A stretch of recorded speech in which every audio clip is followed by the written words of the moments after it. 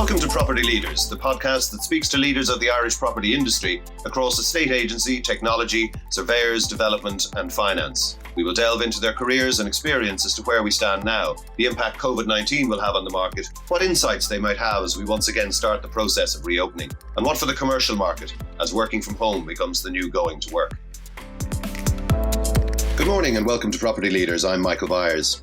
Today we are speaking with Garret, founder and CEO of ParkOffice, an Irish PropTech company that is helping commercial property owners to reimagine their existing portfolios. Garret, good morning to you. Morning. Hey, Michael. Thank you for joining us. Thanks for having me. Not at all. Flower, just before I forget, tell me, where does that name come from? I'm reminded of Andy Flower, a Zimbabwean cricketer who coached England once upon a time. Is that any relation of yours?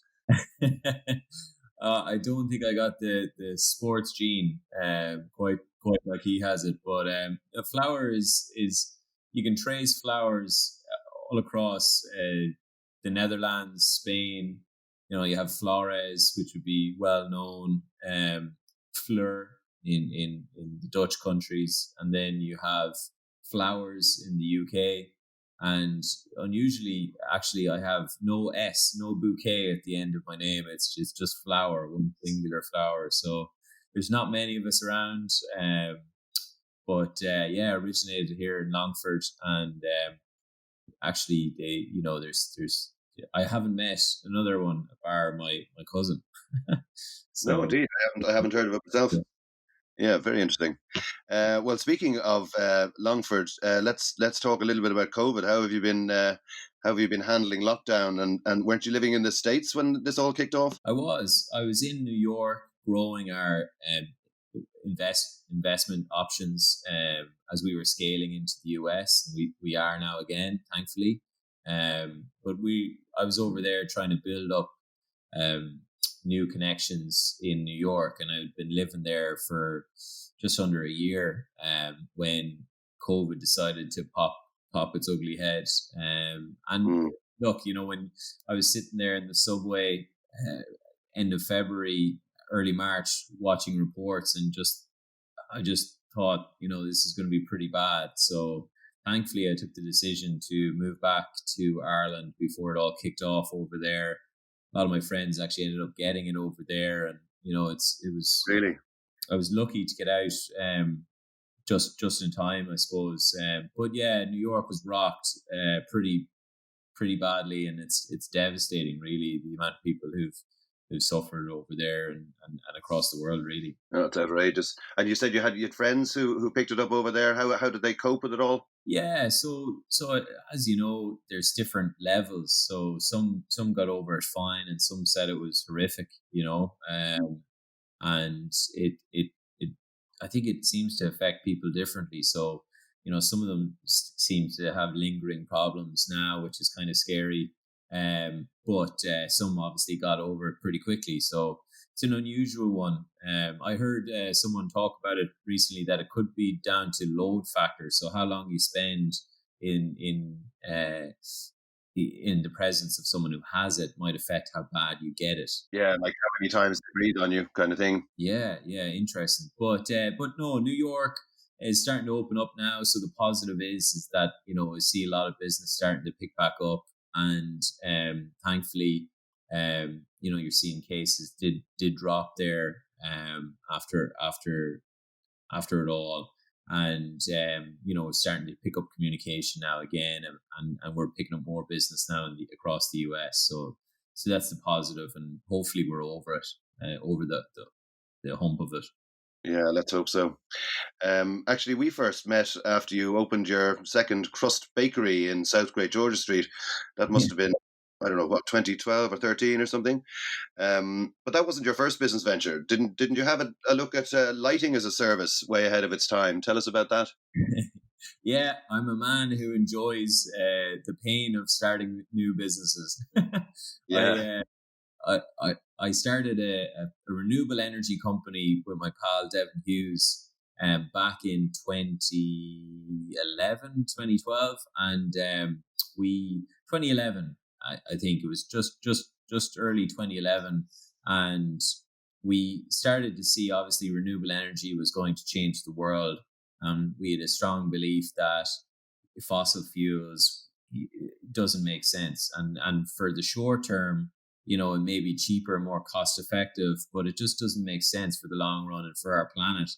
And therefore, we started looking at different ways of different energy sources. And we came across this idea. My dad owns a farm in Longford, and, I don't want to be a farmer. I don't want to take over the farm and be a traditional farmer. So I thought, why not look at different ways to utilize the land? And we came up with an idea of turning it into a solar PV cell solar farm. And essentially, we started researching solar farms and found that in Germany, there were solar farms covering a huge amount of Bavarian land, and they were doing extremely well. And so we thought, why not Ireland? So we actually did a feasibility report and got a few environmental engineers to draw up a report, and they found would actually be an excellent solution, because the daylight PV cell power would actually be higher in Ireland, because we have longer days of daylight where the PV cells can generate power than Germany does, than most of Europe actually. And we don't get the hot or cold fluctuations like some of the other continental countries, so the cells wouldn't break and last longer. So it actually looked like a very good investment opportunity, which we put out, and we tried to get backing from SEAI. But at the time, this was probably a far-reaching investment opportunity for Ireland at the time. It was fully focused on wind as the only renewable source, then tidal, but still hasn't really caught up with PV. And the answer we got back was, sure, there's no sun in Ireland. So we had to shelve that initially. And one of the benefits from all that research was that we proposed it to a few experts around the world. And, we were two young guys straight out of college, and we just had boundless enthusiasm. So we caught the awareness of this guy called Diego Belmonte, very, very unusual name. And he was the world's foremost experts in renewable energy globally. And he actually loved what we had put together, flew us out to LA and New Mexico, and actually introduced us to a lot of people he was in business with over there. And actually, it turned out we became resellers of LED lighting then. So we came back to Ireland as the Norabachi exclusive distributor at the age of 21, I think. So, they're now in the top 50 manufacturers in America, and we were the exclusive distributor for the UK and Ireland at the time, like for a very short period, until we realized that in the depths of recession, no one wants to buy expensive LED lighting. Yeah, Jesus, just proves the whole thing about timing, doesn't it? Timing. And now you have these amazing companies like Urban Folds who are dominating and doing really well. But we, back then, no one was willing to spend any money, and it was just an extremely difficult time. So we had to stop, and we moved on to the next thing. We realized that, you have to realize when the market's just not there. Yeah, for sure. And was crust then the next thing? What got you into the world of coffee shops and catering? Yeah, interesting enough, we actually took a break for about 3 months, and then we myself and Devin actually started importing golf products from China. It was a side thing we tried to set up. We thought, the golf market mightn't have been impacted as badly from the recession. To our dismay, we were wrong. Yeah. We bought a container of golf products from China using our savings, and we tried to sell those for the year. We actually sold most of it quite quickly, but then we couldn't get paid from anyone. So we ended up spending a year debt collecting before closing that business, and thankfully we broke even in the end, closed the business, and we're happy out to finish that. But it taught us huge lessons about about doing your research before jumping into a business. The next business we did that I got involved with Crust Bakery, did a huge amount of research in the market.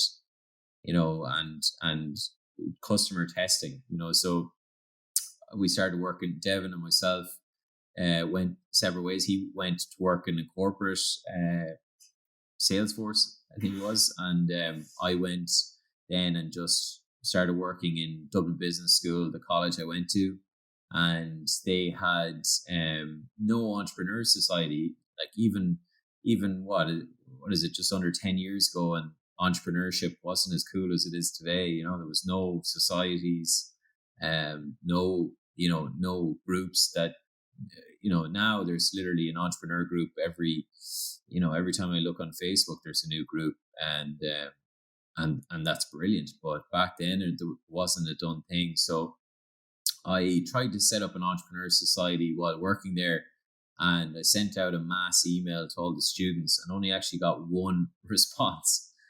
And it just shows you the culture at the time, and that one response. Yeah, I invited him to a meeting, and he came with these mini pastries. And his name's Rob Kramer, and he was an Austrian guy who brought these mini pastries and that he had baked himself. So I had when I met him, I tasted these pastries and I was like, wow, these are amazing. Coconut and dark chocolate and all these different flavors. And back, it sounds so long ago now, but it's not that long ago. And people then really only had two options, which, was cuisine de France, really, or baking at home. And cuisine de France was very bland at the time. They were offering, plain croissants, plain baguettes, and that's it. And yeah, some Danishes. So we were offering something new to the market, and we grew quite quickly. We had a very high success rate in selling. So we're talking about the cronut here, right? Yeah. We started launching new products. We launched the cronut, and we got in quite quickly with a lot of customers: Super Values, Butlers, Coffee, and eventually up to Tesco's nationwide, Apple Greens as well, and the company was growing really quickly. We had 45 full-time employed 3 years into the business, so it was growing really, really fast. We set up 3 coffee shops overall in Dublin city centre, and we had a catering business as well, supplying pastries to offices. And technology was always at the forefront of what we were doing. We were the first bakery in the world to accept Bitcoin, which I'm proud of. We were in Bitcoin earlier than most, and unfortunately we sold it. We spent it actually on Bitcoin pizzas and Bitcoin beers, which are probably now worth 10 grand a pizza. There it is. Yeah. That's still trading then, it is? It is, yeah. I sold my share in the business a year and a half ago to some great new guys, and the business has huge potential to scale. Obviously during COVID, it's immensely difficult for the hospitality industry, and I feel for every single hospitality entrepreneur, a lot of my friends who are trying to get past this unusual, crazy time. Yeah, madness. I've a few in that space myself. So what inspires you then? What motivates you to be so brave and make things happen as an entrepreneur needs to be, I suppose? It's probably I'm probably insane a little bit, Michael. You need to be a little bit crazy to do this, as you know. It's extremely difficult. But I suppose it comes down to foundation. My parents were both entrepreneurial, very entrepreneurial. My grandparents were very entrepreneurial, and it part of that is rubbed off. I grew up with my parents telling me that anything is possible and the sky is the limit, and they encourage that sort of mentality and behavior. It's lovely to hear that. Yeah, and I think it's essential, really, that I heard a great quote there a couple of weeks ago from a friend. He said, he's expecting his baby, and he said the biggest job a parent can do is actually to allow your allow your kids the ability to think for themselves.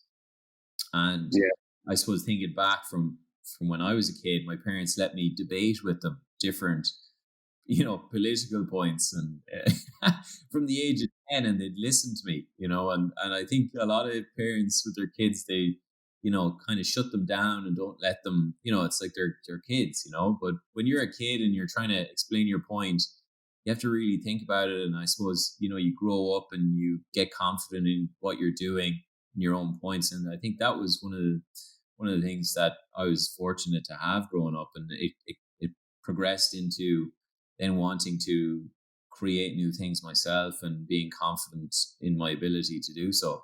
Yeah, isn't that lovely? Great values for them to pass on. I appreciate that. Now, listen, ParkOffice. This for me is a very clever little concept, using technology to manage parking. But could you start by telling us a little bit about it for those who don't know how it works, and how the various operators and landlords can benefit from being part of this interesting network? Sure. So ParkOffice essentially is a software solution that we've created that will allow maximum use of parking spaces in a building. So essentially, we help enterprise clients or landlords to maximize the use of their parking spaces. And essentially, it's relevant now more than ever, because you have a lot of companies that are coming back to the office, or companies that still haven't come back to the office or may not come back to the office. And there's this huge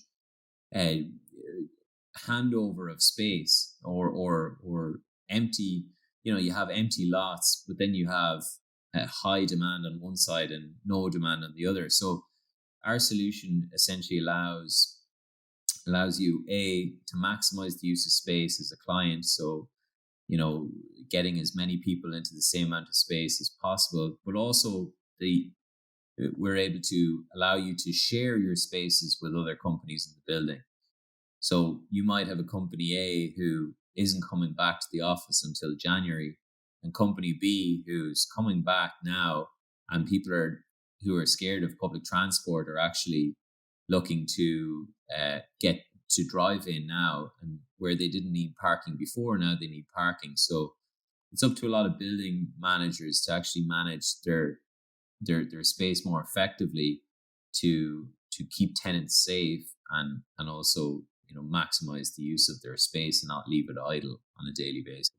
So what were they doing before this then? They were just, that was it. They just had empty space down there that they were getting no revenue or money back towards their costs from. Exactly. Yeah. If you look at how the idea started, so we were talking to a large pharmaceutical company who was initially, they were interested in finding more spaces. So they asked us to find 50 spaces, and we went out and found 50 spaces for them outside in local hotels and local residence areas. And when we found the 50 spaces, I actually drove into their office. And when I drove into their office, they had 50 empty car parking spaces in their building.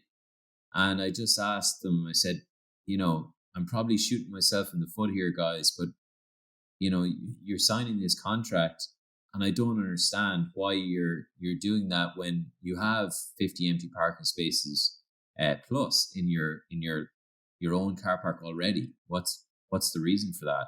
And they said it's because we reserve spaces for senior management, and they're all either out sick, out on holidays, or out at meetings quite regularly. So essentially, we've done the research and we found that this happens all across the world, in offices all across the world, and actually between 20 and 40%, if you look outside in your car park in the office, goes empty every single day. So it's a huge amount of wasted space, and it's an area we decided to really focus in on.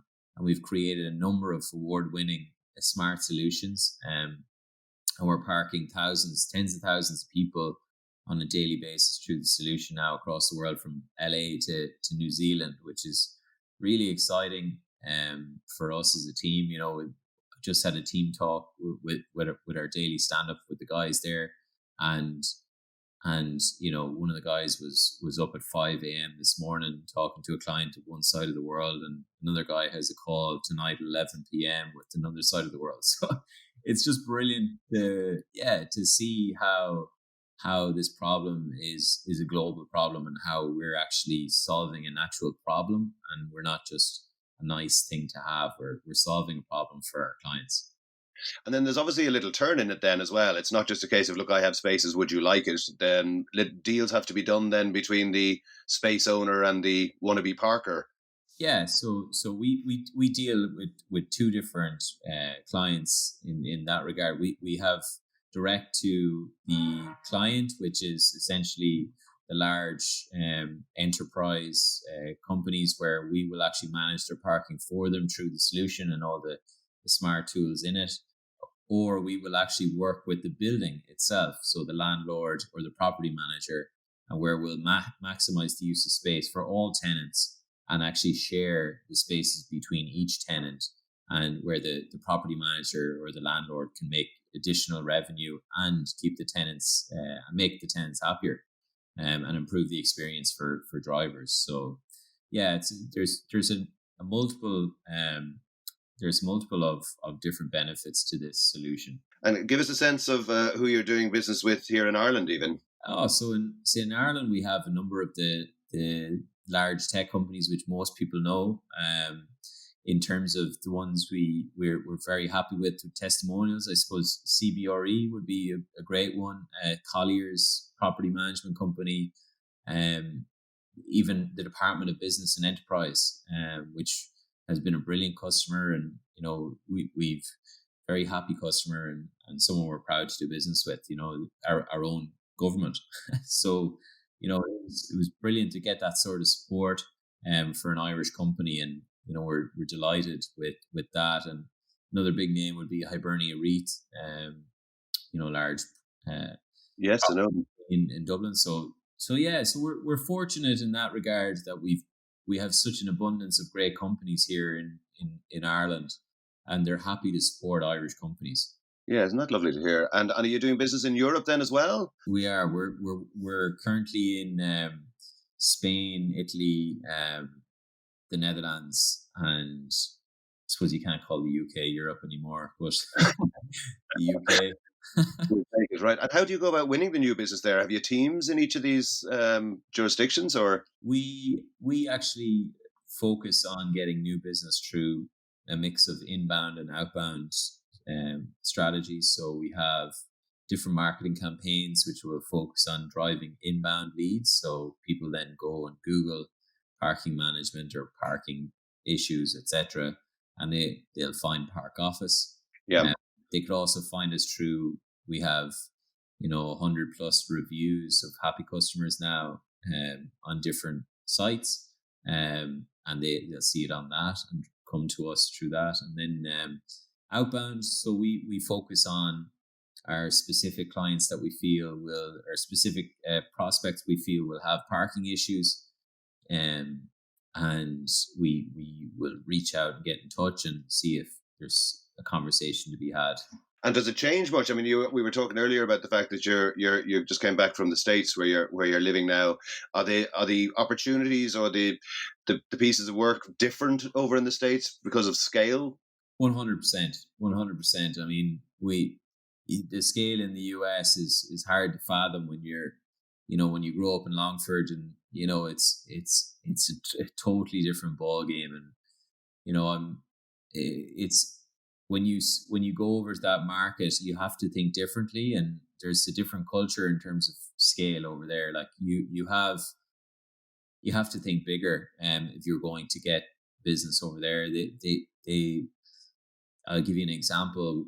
Our biggest lot in Ireland is in the hundreds, and our biggest lot in the US is just in the thousands, and that's just one lot as well. So we manage multiple lots, and just the scale is exponential. So you have thousands upon thousands of people using the product every day, and it's just a total different scale and different problems as well.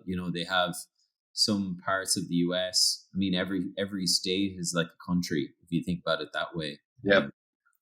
And every state has its own complexities. You have some states where digital is not really prevalent.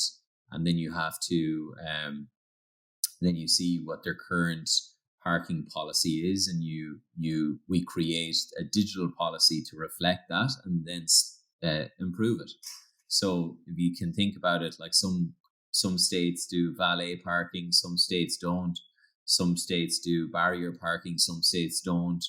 Some states, charge, some states don't. There's so many different complexities. When you think about parking, it's actually, initially you think, oh, it's easy. You just drive up, park, and that's it. But there's so much complexities in this space. It's very, very difficult for anyone to actually actively solve the solution. And that's a fortunate thing for us, in that, we've been working on solutions for the last 4 years for this space. And in doing so, we've been able to solve a lot of the problems working with some of the biggest car park operators and access control systems and just different clients of different scales, from 10 spaces to 10,000 spaces. So we have this experience where we can solve problems for tech companies even that have the budget to do it themselves, but it would take a long time for them to create the IP and the learnings that we've created. So that's the difference, and why we're scaling quickly. And from a practical point of view, then, does the software link in with barrier systems and lot spaces? For example, can you sort of realize that I'm arriving and then send me to 402 on a certain level, so I know exactly where to go, and or how does that physically work? Yeah, so I'll give you an example of one of the smart solutions. So, for example, we have one location where we have 6,500 employees that park every single day. And before we arrived, what would happen is they have two different parking lots. One is beside the office and one is just down the road. So where does everyone always go naturally? they go to the one beside the office, right? Yeah. And what happens is, at that scale, you have a 7 to 10 story parking lot where you drive to the one beside the office. You drive in after driving in traffic, and then you drive in, and then you go up the 7 stories looking for a space behind traffic to get to those spaces. Then you realize there's no spaces. You drive back down out in traffic, and then you have to go down the road to the next lot. And this happens on a daily basis, and waste their employees 10 to 20 minutes on a daily basis doing this. It's just one of the smart solutions we have. So what we do is, we essentially, people will, all the employees can open the app. We integrate with the access control system, and they are able to see the live occupancy of the two car parks at any time on a live basis. So essentially, you open the app and you can see that it says it's at 40%. You have a great chance of getting a space based on your location, right? So pick up where you are. Or we also have the notification where if it goes over 80%, it'll prompt and say it's over 80% full right now, and you're probably better off going to lot B to make sure you get a chance and don't waste time. Wow, I love that. Very clever. It's just these small little smart solutions. There's many of them, but these things save thousands of employees. That's 10 to 20 minutes every single day, and it's worth a fortune. Fortune in time. I have a great quote from one of the biggest CEOs in the tech space, who said, "You can't put a value on not being that 10 minutes late for a board meeting." Indeed. Can I ask you just about sort of funding on the whole thing? Because obviously, I'm assuming developing software like this doesn't come cheap. I know you've had to raise money on a few occasions. How did you go about that? And secondly, I believe the whole Black Box Connect thing invited you into their boot camp for early stage companies back in the day. Tell us about how that came about. Yeah. So I'll start with Black Box Connect. Black Box was a brilliant experience. So essentially, Black Box was an accelerator that was very founder focused, where they essentially they're open for applications, and founders apply from all over the world, and they get thousands of applications every year. It's actually no longer running at the moment, but it had been run for many, many years.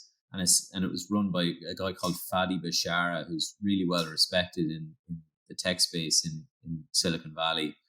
And essentially it's a 2-week course, accelerator program, where they try and get you into a mindset of scale, and they teach you some learnings based from some of the most successful CEOs and founders and companies in not just America, but across the world. And on top of that, they actually give you one-on-one time with some of the biggest CEOs in the world and innovators and game changers. And, like, I'll give you an example. I got to go to dinner with Adam Shayer, the founder of Siri. Right. And over dinner, he was able to tell me about how he sold his company to Steve Jobs, and how Siri was 7 years ahead of, the Alexas of the now, and Google Home. So, to talk to people like this who are so far ahead of the game and to get one-on-one time was just amazing. And you'd never get the opportunity normally. No, it was a life-changing experience. You're surrounded by 11 other entrepreneurs. So they select one entrepreneur from different countries, only one per country. So essentially representing Ireland, which was great. And I got to meet some incredible people and do some incredible things, like I just said, and really come back energized and with a different perspective. And I suppose they really distill that you're not after money or billions, as people like to glamorize now. It's changing the world in a positive way. And the whole theme of the accelerator was to bring people from all around the world, these game changers, and essentially they would become friends over the course. And the thinking behind Fadi was that if they can all become friends from different parts of the world, over time it would compound more and more of these game changers, that when the threat of a war came around, that there was enough game changers to communicate with each other and try and stop it. It was amazing. He came from a war-torn background himself, and he's pushed to try and that he's pushed that mission all throughout. So it was an amazing thing to do, and I'm delighted I got to do it before he decided to stop, because he wanted to focus on the next level of his commitment to that. So I thought it was amazing, and so lucky to do it. The second thing, I've been blessed with having raised money from some great investors. How I went about it.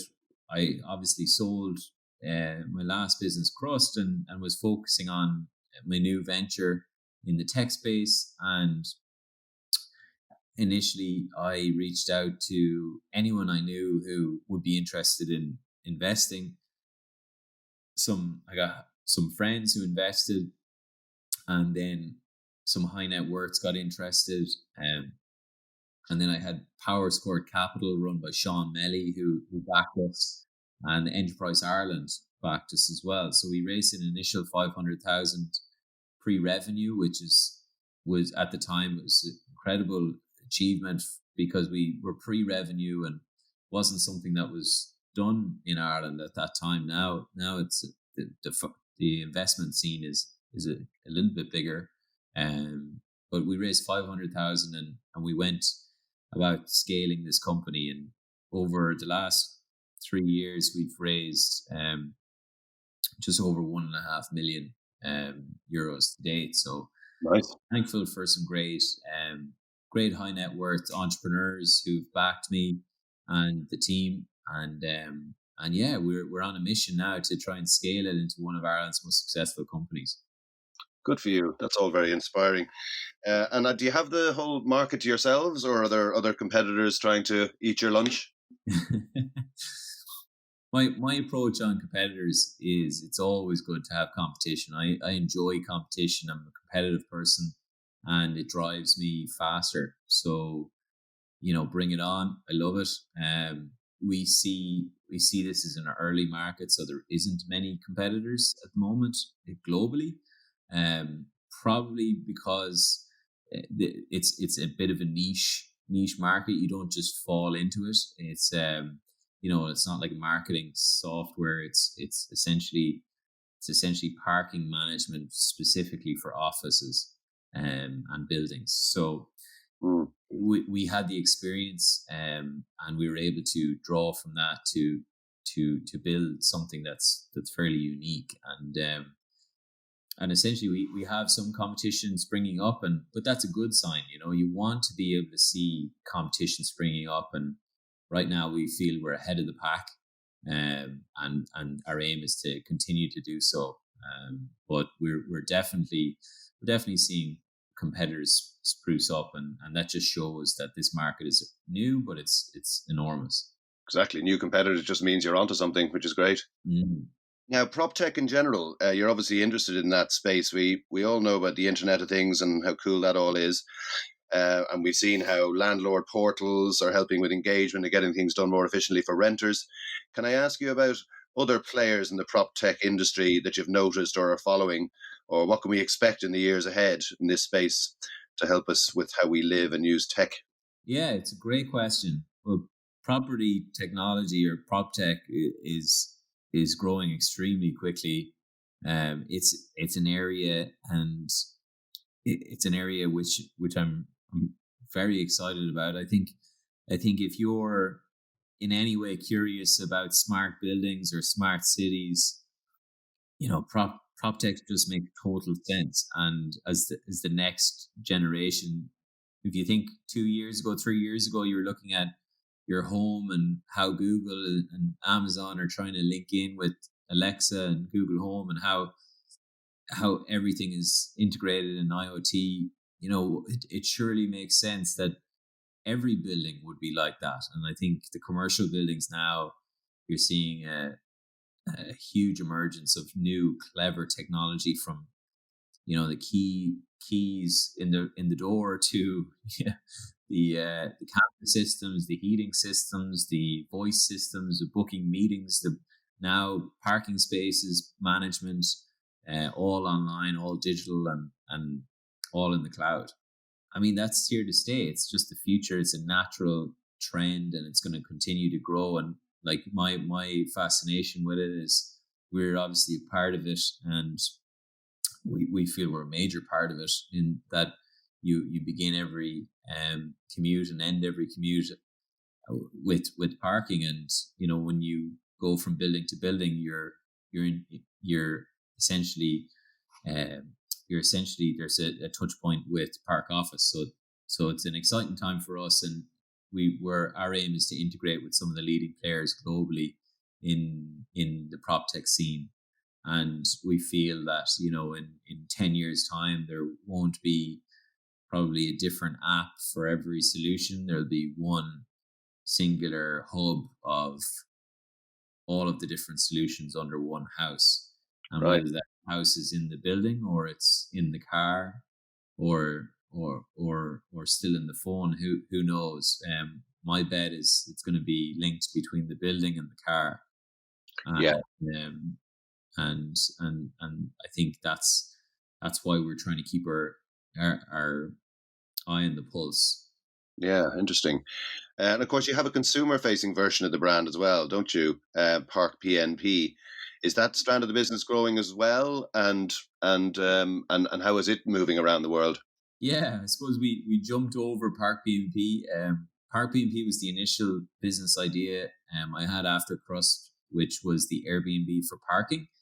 And parkpnp.com, quickly grew into Ireland's largest parking marketplace. We have over 26,000 parking spaces, and we have over 78,000 drivers on a monthly basis. So, Wow.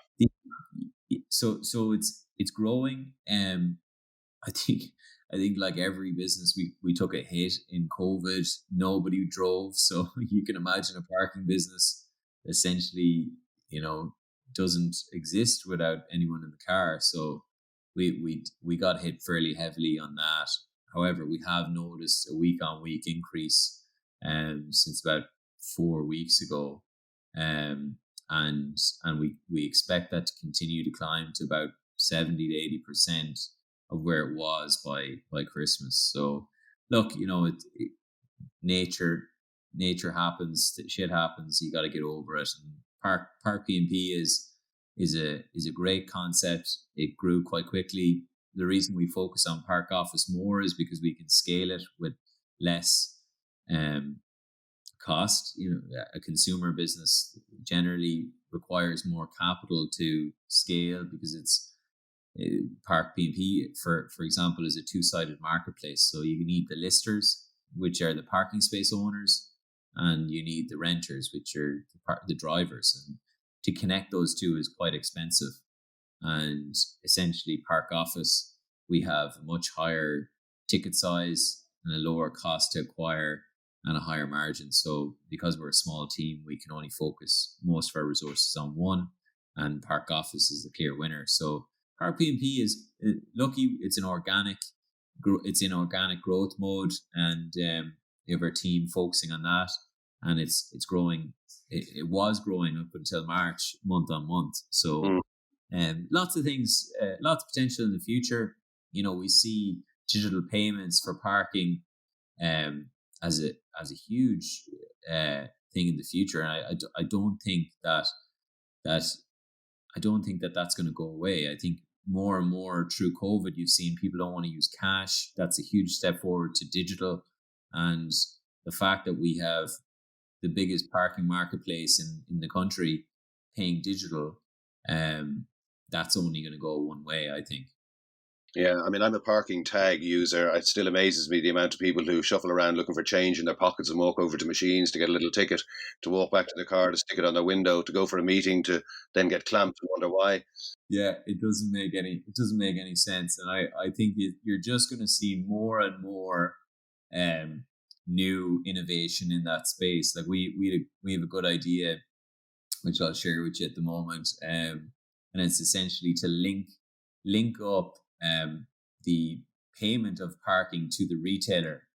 So an example of that is parking all over the country is seen on-street parking is seen as has a bit of a bad boy image. You have people just they brought out parking fees in different towns around the country, and essentially councillors hear about it every month and every year about how it pains the local businesses, and it does.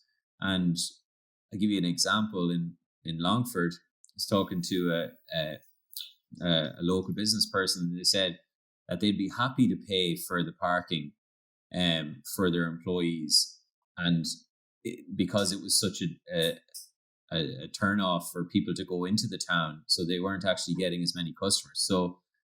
So one of the things that we have and we have in the background we're working on is essentially a way for retailers to pay automatically for the parking through a portal for after the custom. So essentially you could park up and it will advertise to you and say, get your haircut today in Harry's salon and your parking is free. And essentially it could be from Harry's salon to Zara to Supermax, and these retailers are happy to pay 50 cents to €1 to make that transaction happen. And a lovely feel good factor for the customer. Exactly. There's also that too, and I think just without it, there's this big detraction away from on-street parking and more towards large in the Dundrums of this world where you can just park underneath the building and have it all in one place, So,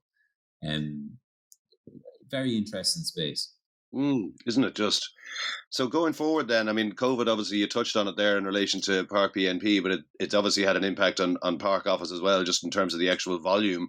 But you've indicated that on the other side of that, people want to be able to not use public transport and drive more. So that's a nice little balance as to how that might work. But going forward, what's the next sort of 12, 24 months look like for ParkOffice and indeed other business interests you might have? I assume it's your intention to sell the business at some point. So have you plans in play for that goal? It's good question, Michael. Our goal is to grow a large company, and our main goal is to grow one of Ireland's most successful companies.